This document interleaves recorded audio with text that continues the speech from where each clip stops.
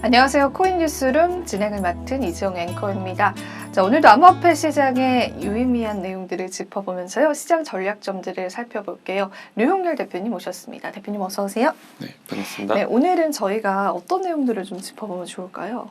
네, 오늘은 좀 큰 매크로 관점에서 디지털 자산 시장에 대한 어떤 시각을 좀 넓혀보는 시간을 좀 갖도록 하겠습니다. 전통 금융권이 이 디지털 자산 시장을 어떻게 바라보고 있는지를 대표적인 사례들과 함께 좀 짚어보고 향후 전망을 좀 해보도록 하겠습니다. 네, 그러면은 내용들 하나하나 풀어볼 텐데요.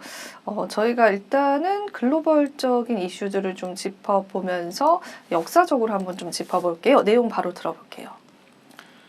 네, 먼저 제가 두 가지 사진을 먼저 보여드리고 싶은데요. 네. 네, 화면에 나오는 두 가지 사진입니다. 왼쪽에 보시는 사진이 이제 2015년 중국 정승절 당시의 사진이고요. 오른쪽은 2025년 사진입니다. 중국의 전승절 하면은 이제 굉장히 정치적으로 그리고 경제적으로 큰 의미가 있는데 2015년과 25년 작년에 한 10년간의 큰 차이를 보여주는 그 두 가지 사진입니다. 왼쪽은 시진핑 주석을 중심으로 푸틴 대통령과 박근혜 대통령이 이제 열병식에 참석하는 그런 장면이고요.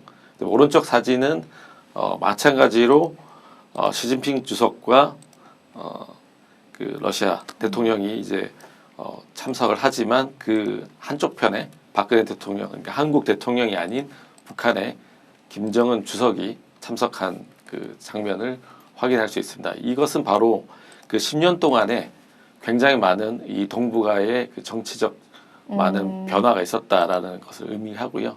어떻게 보면 기존에 있던 균형 외교가 대결 구도로 좀 바뀌게 되는 상징적인 사진이라고 볼 수 있겠습니다. 그렇네요. 지금 이제 러시아와 중국 그리고 한국과의 관계에 변화가 있었던 것 같습니다. 우리나라 대통령이 함께 참석을 했었던 2015년과 비교해 봤을 때는 바로 작년에는 이제 김정은 주석이 참석을 대신하게 되면서 어떻게 보면 이렇게 세 국가의 결속력도 점점 단단해지고 있는 느낌이 좀 들어요. 이게 지금 현재의 상황을 또 대변하는 것 같은데요. 역사의 귀환의 관점에서 한번 더 이야기를 살펴보겠습니다.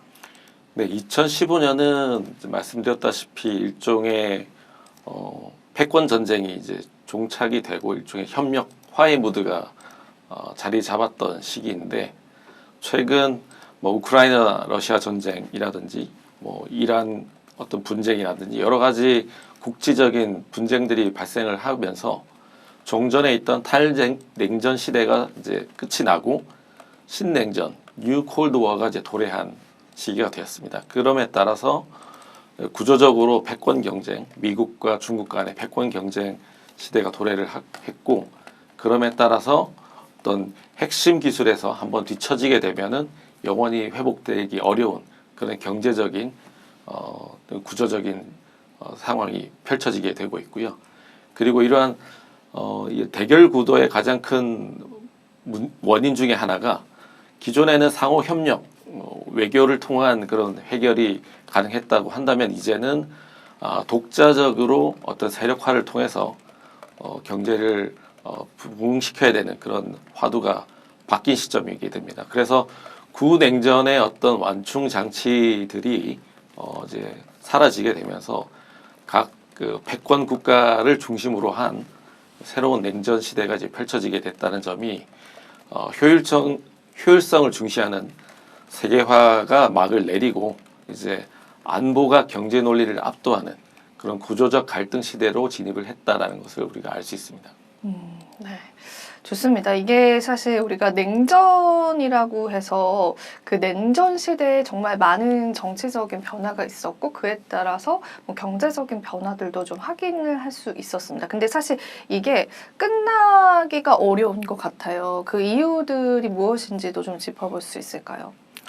네, 크게 이제 네 가지 분야에서 좀 살펴볼 필요가 있는데요. 기존에 이제 미국이 단일 패권 시대일 경우에는 군사, 기술, 그다음에 자원, 금융 이 모든 분야에서 미국이 모든 헤게모니를 다 가지고 있었습니다.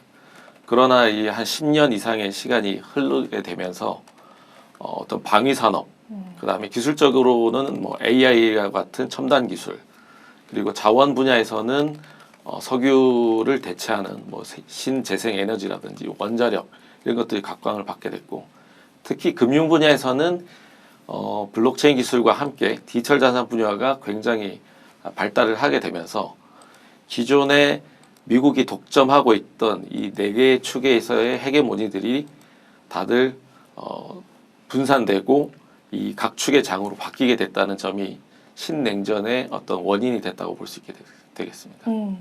사실 신냉전 자체가 예전에는 군사력 그리고 기술력과 자원 전력과 금융이었다라고 한다면 지금은 그 기조가 살짝 바뀌어서 그 방위 산업과 또 AI의 첨단 기술 그리고 자원 전력은 그대로 있고요. 또 디지털 자산 쪽으로도 옮겨간 것 같습니다. 이렇게 좀 시대가 지나면서 어떤 뭐라 그래야 될까 포장지만 바뀌었지 사실상 그 기조는 비슷하게 계속 유지가 되는 것 같아요. 맞습니다. 네, 그래서 우리가 끝나기 쉽지 않은 이런 냉전일 것 같아서 이런 냉전 체제는 계속 구축해 간다는 생각으로 시장을 대응하시는 것도 좋을 것 같습니다. 그러면 그 다음 이야기도 바로 한번 들어볼까요? 네, 방금 말씀드렸던 네 가지 분야에서의 각축 경쟁이 이제 날로 격화되고 있는데요. 특히 저희가 이번 시간에 집중해서 봐야 될 부분은 디지털 자산 분야가 되겠습니다. 그럼 디지털 자산 분야에서는 어떤 혁신과 헤게모니 경쟁이 벌어지고 있느냐? 바로 블랙록이라고 하는 글로벌 최대의 운용사가 이제 만든 이제 비들이라는 토큰화된 머니마켓 펀드 상품이 있습니다. 그러니까 시가총액 3.2조 원 정도의 펀드인데요. 이게 단순히 하나의 펀드가 나왔다라는 것에서 의미가 있는 것이 아니라 100% 국채 기반의 토큰화된 펀드가 나왔다는 점이 굉장히 주목할 부분입니다. 기존에는 뭐 ETF니 여러 가지 펀드 상품들이 금융기관들을 통해서 판매가 되고 유통이 되었는데 이 비들이라는 상품은 속성 자체를 보면 기존에 있는 금융 상품들과 크게 다르지는 않지만 이게 토큰화가 됐고 블록체인 그런 온체인상에서 거래가 된다는 점에서 디지털 자산이 본격적으로 금융 시장에 침투하기 시작했다라는 신호라고 받아들일 수 있겠습니다. 네, 좋습니다. 자, 그러면은 저희가 이 미국의 이제 국채를 기반으로 한 그 전통적인 안전자산 성격을 유지하고 있는 이 혁신의 매개체 관련해서 조금만 더 이야기를 나눠보자면 이쪽으로 자금 유입이 조금 있는 상황인가요, 지금? 점점 이제 자금 유입이 커지고 있는 상황이고요. 사실 블랙록의 비들뿐만 아니라 우리가 블랙록의 버금가는 프랭클린 템플턴에서 벤지라는 상품이 만들어졌습니다. 사실 뭐 크게 다르지 않은 상품인데 이것들이 어떻게 보면 기존의 상품들이 토큰화되는 그런 모습을 보여주고 있다. 기존에 얘기했던 RWA 시대가 이제 도래하게 됐다라는 점을 이 그 거대 금융사들이 이제 대표적으로 보여주고 있다라고 보시면 되겠습니다. 좋습니다. 그러면 우리가 이제 디파이 쪽 이야기도 좀 나눠볼게요. 뭐 디파이 관련해서 사실 몇 년 전만 하더라도 이게 관심 없으신 분들께서는 좀 많이 외면을 했던 분야이긴 했는데 지금은 이 디파이가 정말 많은 주목을 받게 됐잖아요. 금융업계에서. 그러면서 이제 월가와 디파이의 경계가 좀 붕괴됐다라는 이야기가 나오는데요. 이 내용도 좀 자세히 짚어보겠습니다. 네, 그동안에 이제 디지털 자산의 운용이 되는 굉장히 많이 운용이 되는 분야가 이제 디파이였습니다. 그렇지만 이 디파이 상품들이 굉장히 어떻게 보면 수익성이 높고 매력적이긴 했지만 그동안 금융기관들이 직접적으로 관여를 하지 않았고 관망을 하고 있었는데 얼마 전에 블랙록이 유니스왑이라는 세계 최대 탈중앙화 거래소를 인수를 했습니다. 즉 전통 금융권이 이제 본격적으로 이 디파이 시장에 이제 참여를 하게 됐다라는 신호인데요. 이게 굉장히 시장에 던져주는 메시지는 강력합니다. 더 이상 디파이가 디지털 자산, 블록체인 기업들만의 전유물이 아니라 전통 금융권의 막대한 자본이 흘러갈 수 있는 매력적인 시장이 됐다라는 것이고, 더군다나 이 블랙락이 그동안에는 비트코인은 사기다 이런 식으로까지 매도를 했었다가 불과 몇 년 사이에 이 태도가 바뀌고 유니스왑이라는 거래소를 적극적으로 인수했다는 것만 보더라도 더 이상 이 디파이가 어떤 섬처럼 이렇게 외딴 곳의 어떤 경제적인 상품이 아니라 월가가 이제 주목하는 새로운 시장이 됐다라고 볼 수 있겠습니다. 사실 디파이 쪽에 관한 거래량도 굉장히 커지고 있고, 근데 여전히 우려감도 좀 제기가 되는 상황이잖아요. 이 탈중앙거래소라고 하는 디파이가 성장을 한다고 하더라도 그 신뢰성 문제가 항상 거론이 될 것 같은데요. 그에 따라서 성장에는 한계가 있지는 않을까라는 생각이 들기도 합니다. 그 부분에 대해서 대표님은 어떻게 보고 계실까요? 그 신뢰성에 대한 문제는 이제 어떤 기술적인 문제라기보다는 네. 기존의 금융권이 가지고 있던 어떤 규제 적합성에 대한 문제라고 보시면 될 것 같아요. 가장 큰 점은 아무래도 이제 AML이라고 해서 자금 세탁 방지 분야에서 충분히 이 디파이 영역이 커버가 가능한지, 그리고 본인 확인, KYC라고 하죠. Know Your Client라고 하는 KYC 부분이 진정으로 이제 디파이 분야에서도 정착이 될 수 있느냐라는 부분인데, 그런 부분들이 해결이 됐다라고 판단을 했기 때문에 이제 블랙락이 이 유니스왑을 인수를 하게 됐다고 보면 될 것 같고, 그래서 하나의 어떤 거래소 인수의 문제가 아니라 이제는 디파이 영역이 전통 금융권에서도 신뢰를 할 수 있을 만한 그런 기본적인 인프라들을 갖췄다라는 그런 신호라고 보면 될 것 같습니다. 좋습니다. 사실 이게 이 디파이 자체에 관한 신뢰 문제라기보단 규제 적합성에 관한 문제들, 전통 금융권과의 이해관계 상충에 관한 문제들도 좀 있을 것 같습니다. 그래서 이런 부분들이 어떻게 해결되느냐에 따라서 디파이 시장에 관한 성장성이 이제 무궁무진해질 것 같은데요. 저희가 이제 디파이 시장도 많이 바라보시면 좋겠어요. 실제로 암호화폐 시장에서는 디파이 관련한 토큰들도 좋은 시세를 나타내기도 했었고, 그 성장성들도 좀 눈에 띄게 커져가는 것도 확인이 좀 되고 있습니다. 자, 그럼 다른 이야기 바로 한번 좀 짚어볼게요, 대표님. 네, 블랙락이 유니스왑을 인수를 했다. 그리고 블랙락의 비들이라는 상품이 유니스왑을 통해서 거래가 될 수 있다라는 게 어떤 혁신을 가지고 올 수 있느냐, 어떤 점에서 블랙락이 그런 혁신을 신뢰를 하게 됐느냐라는 부분인데요. 기존의 금융권에서는 거래가 일어난 다음에 모든 청산 결제 과정, 그러니까 어떻게 보면 상품을 사고 내가 돈을 지급을 하고 지급된 돈이 반대 판매자한테 이제 전달되는 그 과정들이 보통 T+2라고 해서 많게는 2일까지 걸렸습니다. 그래서 뭐 트레이드가 일어난 이후에 브로커, 우리가 얘기하는 증권사 내지는 중개인을 통해서 이제 넘어가고요.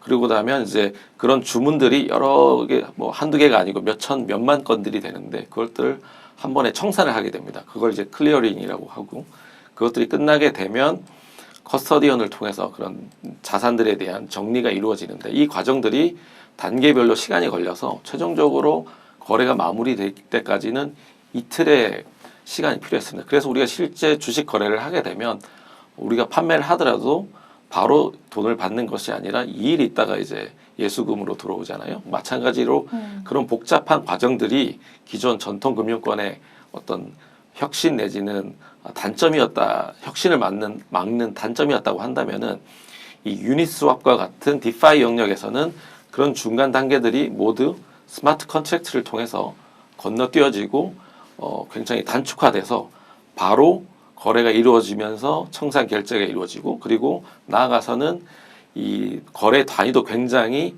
쪼개져서, 그래서 어떤 원자 단위로 거래가 될 수 있다. 그래서 아토믹 스왑 이런 얘기도 나오는데요. 그래서 어떤 거래 시간의 혁신, 거래 단위의 혁신, 그리고 거래 주기, 그러니까 24시간 365일 할 수 있는 그런 점들이 어떤 효율성을 극대화시킬 수 있기 때문에 그런 전통 금융권이 갖추지 못했던 그런 부분들을 이 디파이 영역에서 제공해 줄 수 있기 때문에 앞으로 이제 이런 부분들을 통해서 결제와 자본의 효율성이 극대화될 것으로 예상이 됩니다. 네. 사실 이 디파이 분야의 장점이라고 한다면 우리가 거래 대금을 바로 받아볼 수 있다라고 하는 부분들과 뭐 전송 속도, 기다리지 않아도 된다라고 하는 이제 빠른 편리성이 가장 부각을 많이 받는 것 같아요. 그리고 사실 이제 이게 24시간 365일 쉬지 않고 또 돌아간다라고 하는 부분들도 장점으로 거론이 되는 것 같은데요. 지금 저희가 이제 디파이 언급을 굉장히 많이 하고 있잖아요. 대표님께서는 이 디파이에 관해서 좀 긍정적으로 많이 보시는 시각인가요? 전반적으로는? 개인적인 의견이? 네, 개인적으로는 디파이가 이제 기존에 어떻게 보면은 금융권에 있던 그 금융 상품들이 효율성이 극대화된 상품이라고 보시면 될 것 같습니다. 다만 이제 기존에는 어떤 법정 화폐 내지는 우리가 흔히 익숙한 뭐 채권, 증권 이런 우리가 익숙한 상품들을 기반으로 하고 있다고 한다면 디파이는 이제 우리가 기존에 활용하지 않았던 디지털 자산들을 활용한다는 점에서 차이가 있는 거거든요. 그래서 지금 순수하게 어떤 코인 토큰들만으로 디파이를 한다고 하면은 전통 금융에 비해서 신뢰성이라든지 어떤 자산의 변동성에 대해서 좀 어렵게 느껴질 수도 있겠지만 우리가 실물 자산 기반의 토큰화 상품, 예를 들어서 RWA 상품, 아까 블랙락의 어떤 비들이라든지 이런 것들이 이 디파이 영역에 들어와서 거래가 된다고 하면은 기존의 디파이 분야에서 우리가 가지고 있던 의문, 실물 자산과의 연계 내지 유사성에 대한 의문들이 충분히 해결이 될 수 있을 거라고 생각이 됩니다. 네, 좋습니다. 자, 그러면은 실질적으로 우리가 디파이에 관해서 이제 긍정적인 시각을 대표님께서 유지를 해주고 있기 때문에 장점들을 계속 이제 들여다보면 좋겠는데요. 우리 이제 시청자분들이 와닿으시려면 어떻게 디파이가 활용이 되고 있는지 언급하는 것도 굉장히 좋을 것 같아요. 허가형 디파이에 관해서 좀 짚어볼까요? 네, 이게 제가 앞서도 말씀드렸지만 이 디파이 영역의 전통 금융권들이 좀 접근하기 좀 꺼려했던 이유가 규제 적합성이라고 제가 말씀드렸는데 규제의 적합성은 결국에는 누가 어떤 상품을 샀는지에 대한 명확한 그런 기록 내지는 추적이 가능해야 되는데 디파이 영역에서는 그게 힘들었었습니다. 왜냐하면은 블록체인 기술의 큰 장점 중에 하나가 익명성이었거든요. 네. 그래서 그런 익명성 때문에 전통 금융권이 가지고 있던 규제 적합성을 채우기가 어려웠습니다.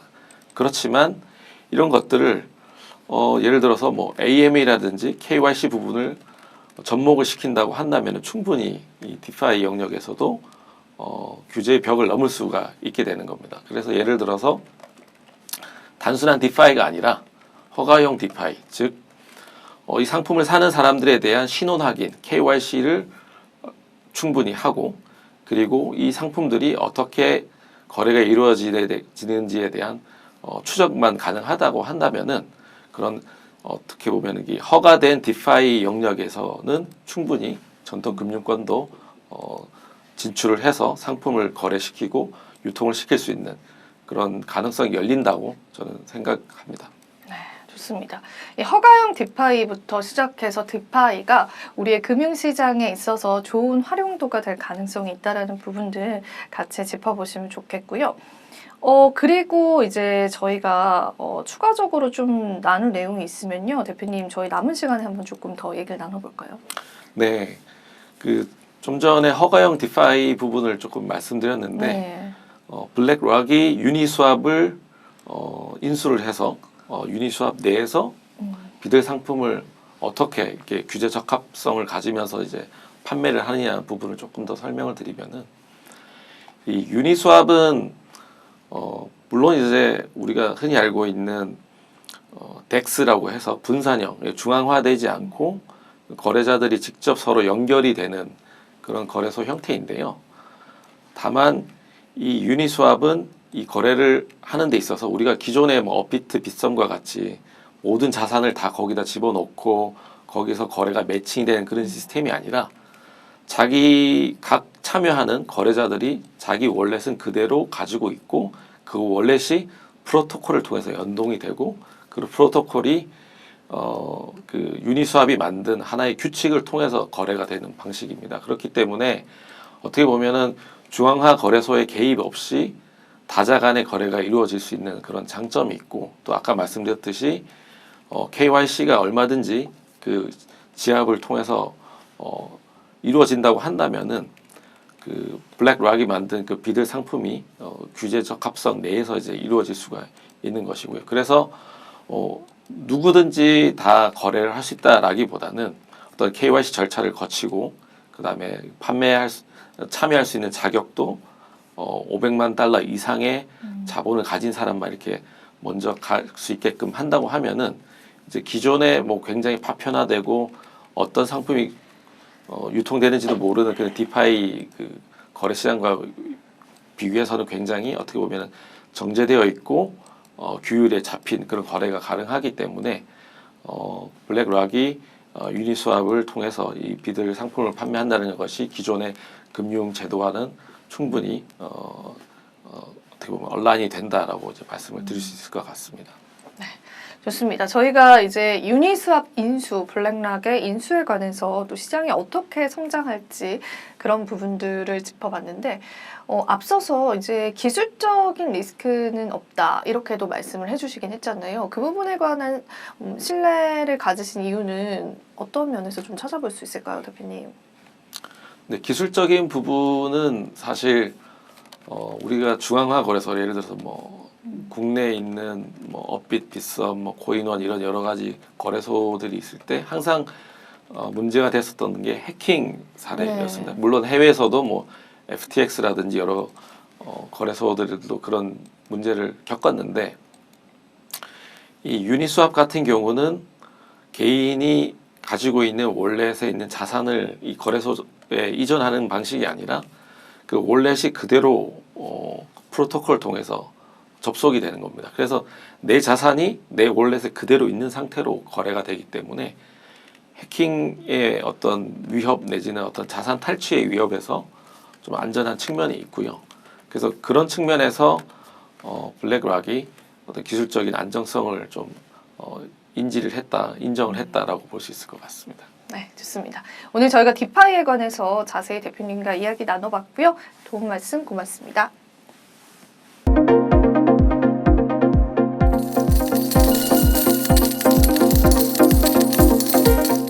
네, 안녕하세요. 오늘도 코인 뉴스룸 브리핑을 통해서 저희와 함께 시장 전략들 한번 짚어보시죠. 오늘 첫 번째 뉴스부터 살펴보겠습니다. 미국의 비트코인 ETF에 5억 650만 달러가 순유입됐습니다. 유출 흐름이 그간 있었는데요. 반전이 나타났습니다.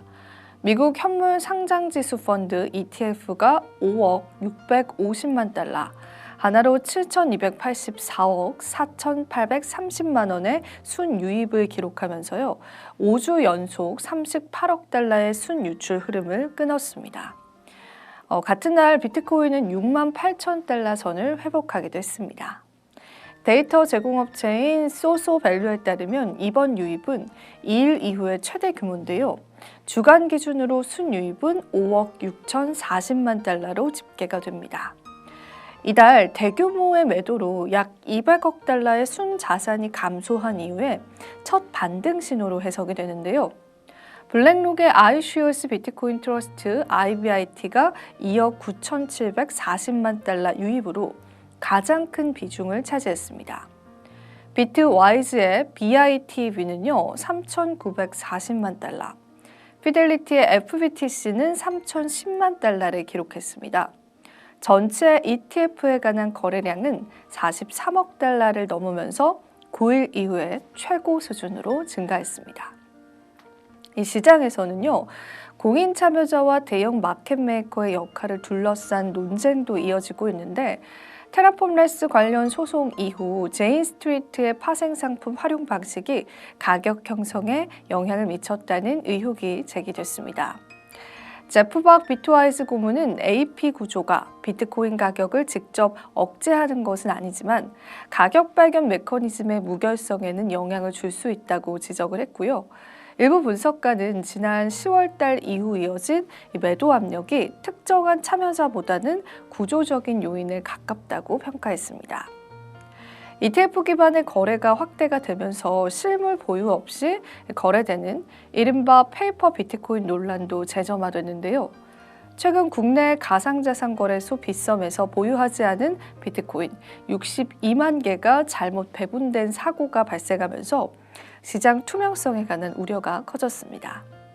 이번 순유입 전환은요, 단기 반등 신호로 해석이 되지만 시장 구조와 유동성 메커니즘에 대한 논쟁은 지속될 전망입니다.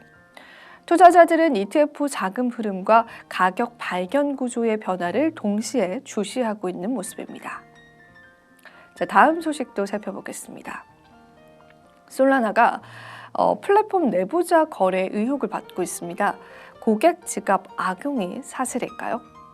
솔라나 생태계 기반의 트레이딩 플랫폼 엑시멈 직원이 내부 고객 데이터를 악용을 해서 수개월간 내부자 거래를 벌였다는 의혹이 제기되면서 업계에 충격을 주고 있는 모습입니다.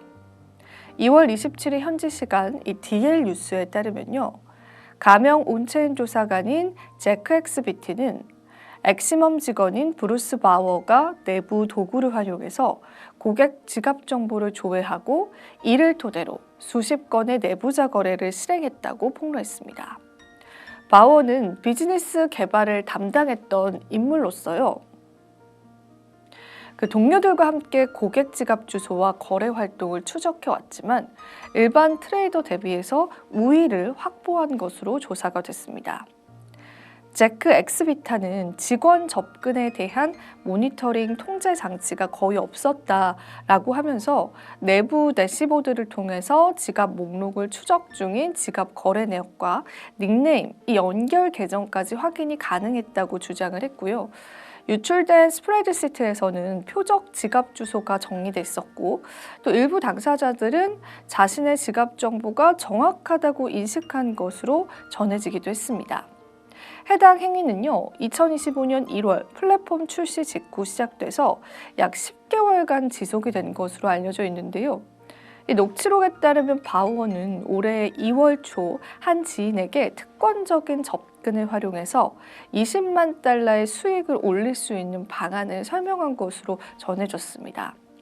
다만 실제 수익 구조는 확인이 되지 않았습니다. 엑시엄은 고객 지원 내부 도구가 악용된 사실에 놀랐다고 실망을 했고 해당 접근 권한을 제거하고 추가 조사를 진행 중이라고 밝히기도 했습니다.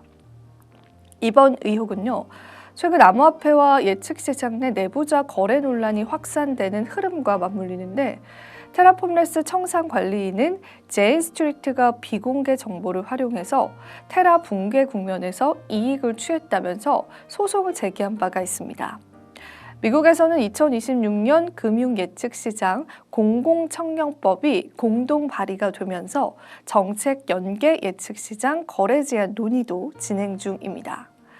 제크 엑스비티는 엑시엄 사안이 이제 뉴욕의 남부지검 관할에 해당할 가능성이 있다고 설명하기도 했습니다. 엑시엄 같은 경우에는 2024년 설립되어서요. Y 콤비네이터를 거쳐서 출시가 됐고 디파이라마 기준으로 누적 매출은 3억 9천만 달러 이상을 기록한 것으로 알려져 있습니다. 고수익 플랫폼으로 급부상하긴 했었지만요. 사실상 이번 내부자 거래 의혹은 규제 리스크와 신뢰도 문제를 동시에 부각시키고 있는 모습이기 때문에요.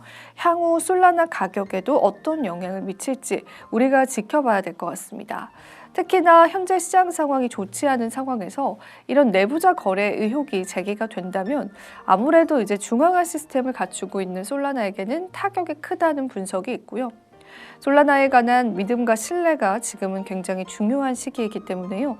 이 기사가 또 투자자분들에게 투자 심리로 이어질 수 있다라고 하는 부분들도 염두에 두시면 좋겠습니다. 자, 그럼 오늘의 마지막 소식도 한번 짚어보겠습니다. 스트래티지, 비트코인 추가 매수에도 주가는 곤두박질 쳤습니다. 45% 추가 하락 경고에 나섰습니다. 최근에 스트레티지가 추가 매입에 나섰습니다. 그러나 주가가 베어 플래그 하단 지지선을 지키지 못하고 붕괴되면서 70달러 선까지 추가 하락할 수 있다는 비관적인 전망이 확산되고 있습니다.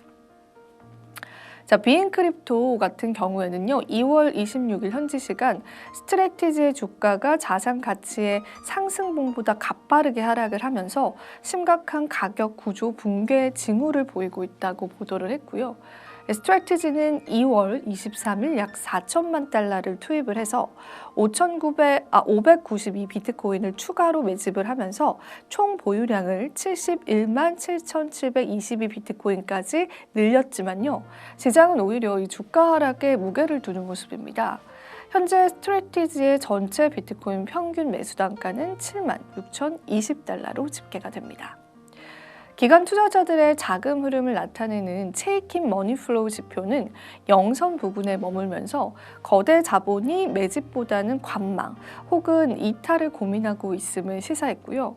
특히 스트래티지가 비트코인 추가 매입을 발표한 직후에 지표가 급격하게 악화된 점은요, 주식시장 내 기관들의 신뢰도가 예전만 하지는 못하다는 분석을 뒷받침합니다. 과거에는 주가 하락 시 기관들이 조용히 물량을 확보하면서 33% 수준의 반등을 이끌어내기도 했었지만요. 현재는 그러한 매수세조차도 포착되고 있지 않습니다. 기술적인 분석 결과 상대 강도 지수 RSI에서 약세가 관측이 되면서 주가 하락의 전조 현상이 보다 뚜렷해졌습니다. 주가는 이 고점을 높이려는 시도를 보였지만 실제 매수의 모멘텀은 낮아지는 괴리 현상이 발생을 했고요. 하락 압력을 가중시킨 건데요. 과거 이러한 형태의 지표 왜곡이 발생했을 때마다 스트래티지의 주가는 45% 이상의 폭락을 겪었던 사례가 있어서 투자자들의 공포심을 자극하고 있습니다. 2월 20일에도 비슷한 지표 변화 이후 주가가 13%가량 급락한 바가 있습니다. 한편 스트래티지의 주가 구조는 전형적인 베어 플래그 패턴의 하향 돌파가 완료된 상태고요. 119달러 선이 무너질 경우 다음 방어선은 106달러와 85달러 순으로 형성될 전망인데요. 피보나치 되돌림 수준을 적용한 최종 하락 목표가는 71달러 부근으로 분석이 되고요. 현재 가격 대비해서도 대략 45% 이상의 추가 폭락 가능성을 열어두는 수치입니다. 주가가 139달러를 탈환하면서 강세를 보이지 못할 경우와 현재의 하락 추세는 더욱더 견고해질 것으로 보여지는 시점입니다. 자, 오늘 이렇게 해서 저희가 이제 스트래티지 소식을 마지막으로 좀 전해드렸습니다. 자, 오늘 함께 했던 또 다양한 브리핑들이 도움되셨길 바라고요. 저희는 여기서 물러가 보겠습니다. 시청해주신 여러분 고맙습니다.